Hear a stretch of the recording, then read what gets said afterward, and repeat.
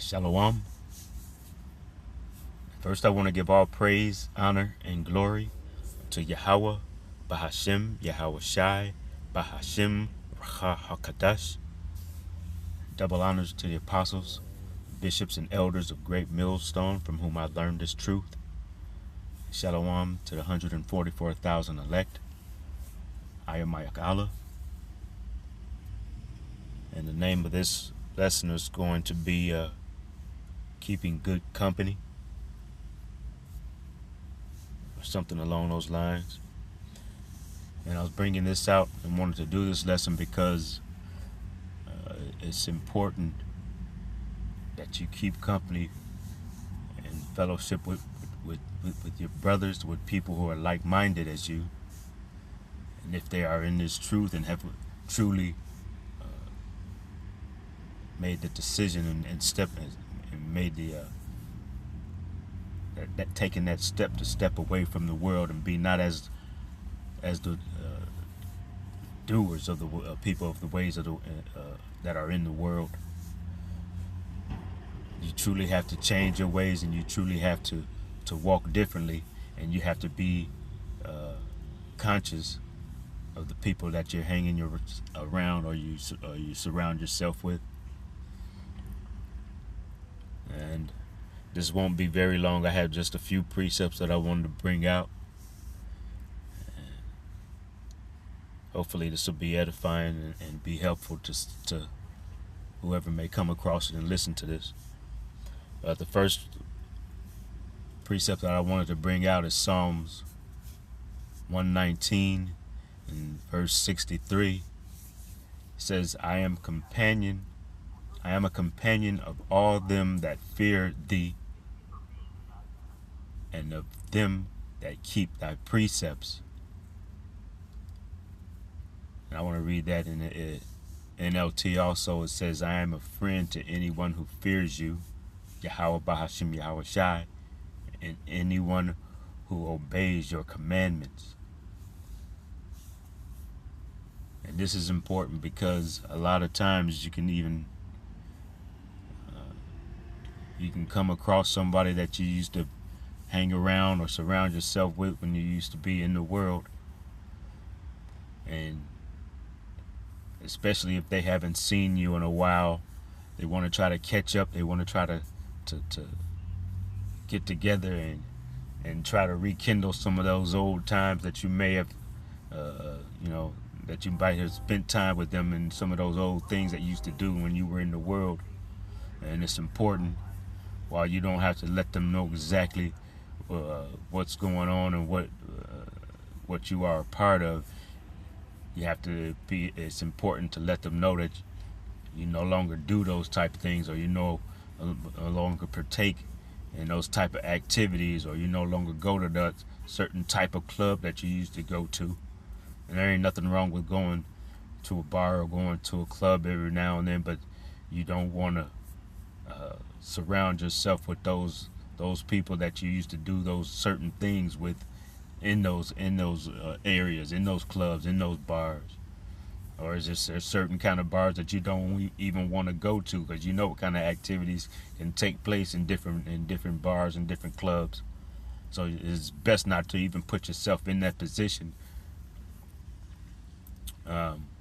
because if you're not surrounding yourself with like-minded people, you're surrounding yourself with people that you were with when you were in the world. You don't know what those spirits can jump on you. Those spirits can overtake you if you're not built up in this thing. So why even put yourself in that position? And if you do decide that you're going to venture out, you do decide that you're going to go out to maybe have a drink at a bar, you make sure that you surround yourself with like-minded people, people that are no longer in the world and are into this truth, just as you are. Like I said, this won't be very long. I just have a few that I want to bring out. I'm going to go over to Proverbs chapter 2 and verse 20.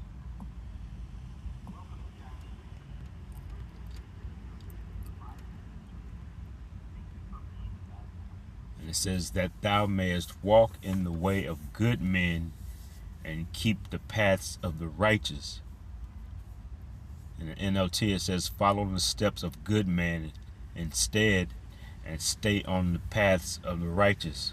I mean, if you follow righteous men, you surround yourself with righteous men, you stay on that righteous path. You won't be tempted, so to speak, into doing some of those old things that you may have done, especially if you find yourself drifting off. You find yourself thinking about things that you did in the world. That's just demons to making an attempt to jump on you, so that you find yourself doing some of those things or partaking in some of those things that you did in the past when you were in the world. You have to really be careful of who you're surrounding yourself with and who you're aligning yourself with, because not only that, you find yourself, I know there's sometimes you find yourself, or me personally, or people at work who might want to invite you out or invite you to a work gathering, and this is really just an attempt to try to see what you're about and try to find out more about your personal life. And you can find yourself after having a couple of drinks, you find yourself letting your guard down, and you thinking it's someone that you might be able to confide in, and you can't. You never know what these people's intentions are, because they're just people that you work with.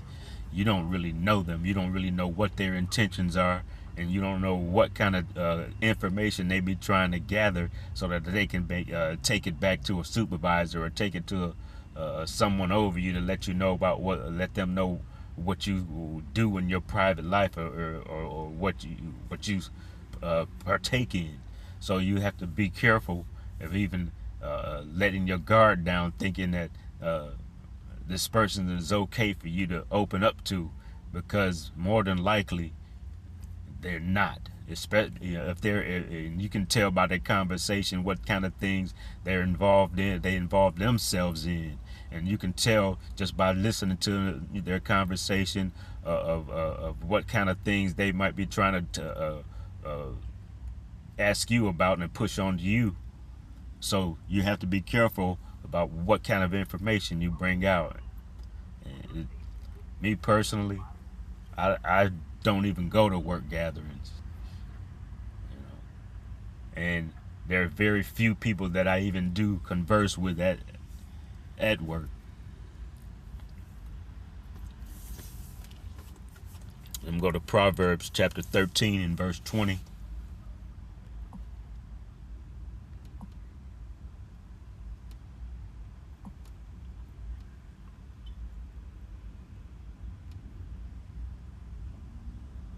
And verse 20 reads, "He that walketh with wise men shall be wise." So if you're surrounding yourself with your brothers, or you surround yourself with people who are in the truth and know Yahweh Bahashim Yahweh Shai, those are wise men. Those are the kind of people that you want to be around. Those are the kind of people that you want to surround yourself with. It says, "But a companion of fools shall be destroyed." So if you hang around foolish people who do foolish things, what's going to happen? It's just a matter of time before you're going to find yourself partaking and doing those same foolish things. I know I can remember a time when I was in the store, and a lady was just trying to strike up conversation with me. She appeared to be an Edomite woman, and I can tell, I don't know if you've been around Edomites enough to know some of their qualities, some of the nature of the so-called white man. But these people are always trying to ask questions, always trying to find out about you. Even they seem like they think it's okay. They don't even know you, that they can ask you personal questions, and they'll sit there and really expect to get an answer from you. And if you can sit there and converse with these people, you could find yourself saying something just to agree so that they'll leave you alone. But you can't do that, because they'll go on and on and on and keep trying to keep asking more and more probing questions. And in the way that the world is right now, people are really trying to align themselves and find allies, because they got ulterior motives. They want to find who, especially liberals. The liberal is always trying to find an ally so that they can find out, do you think as they think, and do you agree with them, and what kind of person are you? They want to find out if you're a Democrat or are you a Republican. And this woman was trying to bait me into conversation, and I just simply I listened to her, and I didn't agree with anything that she said. I just listened to her, heard her out, heard her complaints about the Donald Trump, and heard her complaints about the way ICE is treating people, and I just listened to her. I wasn't trying to agree one way with another. I wasn't trying to really give her anything. And I could see at the end of a conversation what kind of person she was, and she just assumed, just because I'm a so-called black man, that I must be a Democrat. And she felt it was okay for her to tell me about her political views. And like I said, I didn't agree with her one way or another. And at the end of the conversation, she says, "Okay, it was nice talking with you, comrade." And I was like, okay, that's exactly who I was listening to. I was listening to one of these liberals out here who thinks that I got the same views as her.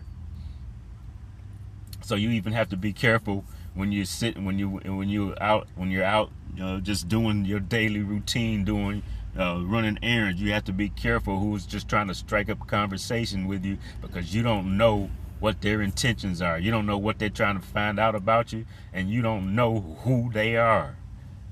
Like I said, they might have some ulterior motive where they're trying to find. They may have seen you before, seen you out on the highways, byways somewhere, and just trying to find out about you, trying to find out what it is that you involve yourself in. So you have to be careful who you're speaking with, even strangers. Now I just have a couple more that I want to bring out, and that'll be the end of this. I want to go to Ephesians chapter 5, and I think I've read this before, or I think I've brought this out before.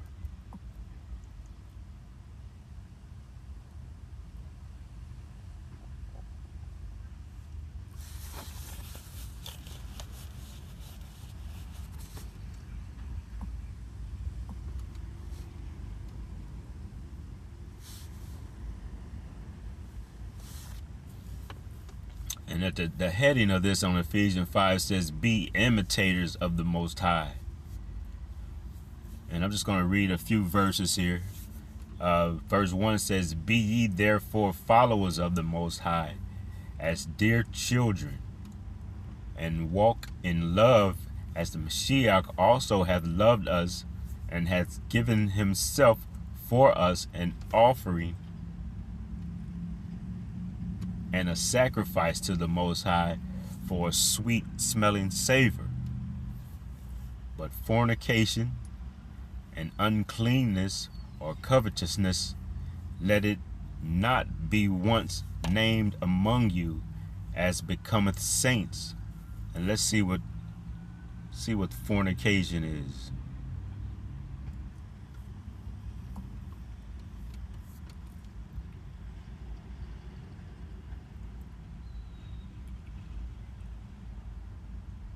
And it is G4202, and I'll give you a pronunciation of it.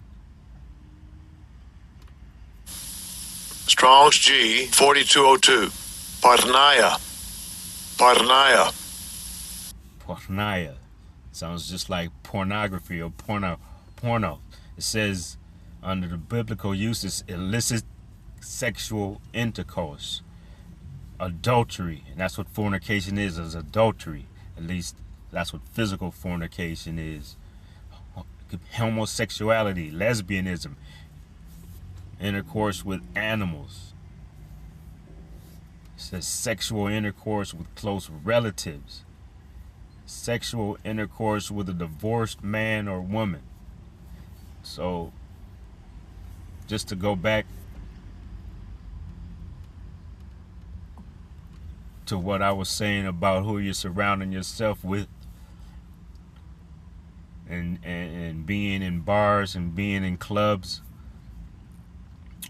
you could meet up with a strange woman, and you don't know what kind of mind state she's in, and you don't know if she's lying to you or telling you the truth about what her position is. You ask her if she's got somebody in her life, she has a man, and she could easily tell you no because she's interested in you and wants to get with you. You can find yourself putting yourself in a predicament, in a situation where you're having an adulterous relationship with someone, where you hooked up with somebody who has a husband.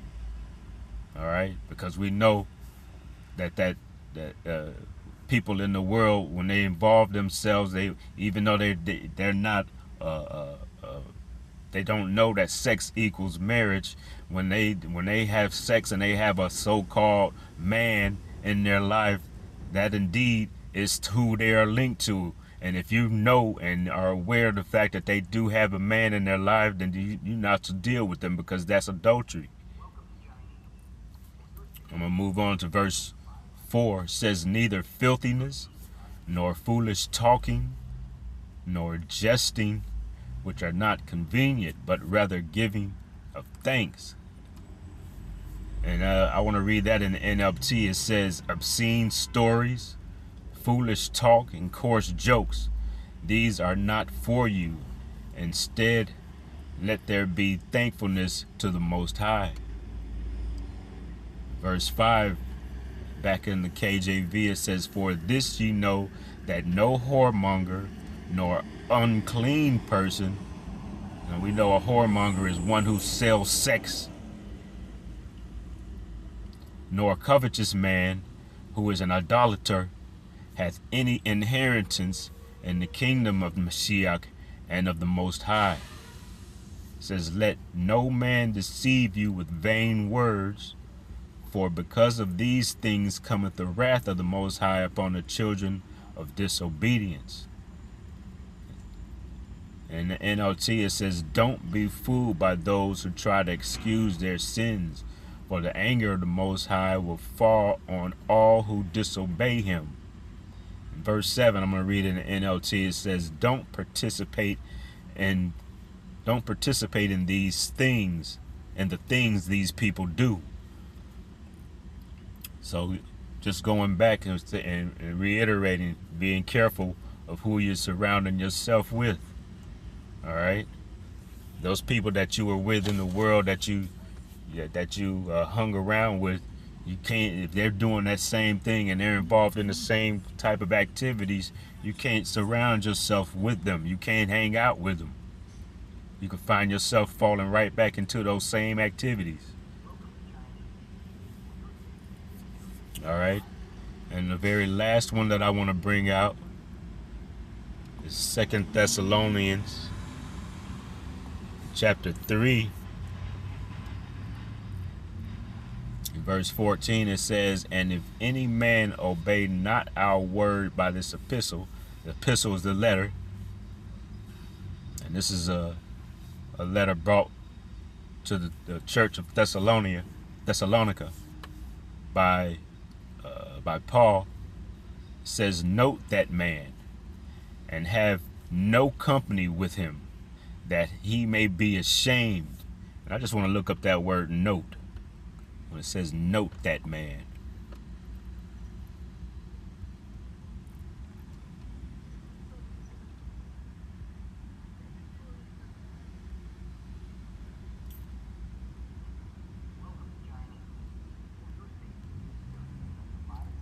And it is G4593. And I'll give you a pronunciation of it.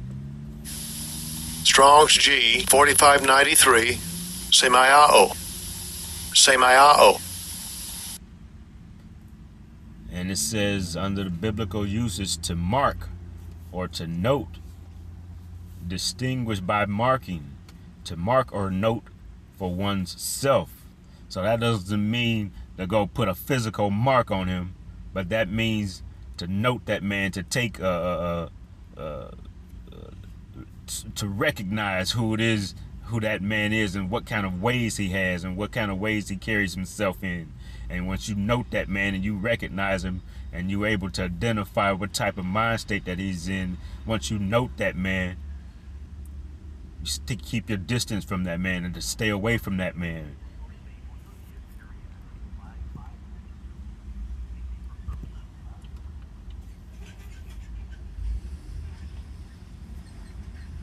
And I'm going to read it in the NLT. It says, take note of those who refuse to obey what we say in this letter, and stay away from them so they will be ashamed. All right. And I'm going to end this here. And I pray that this has been edifying to the listener.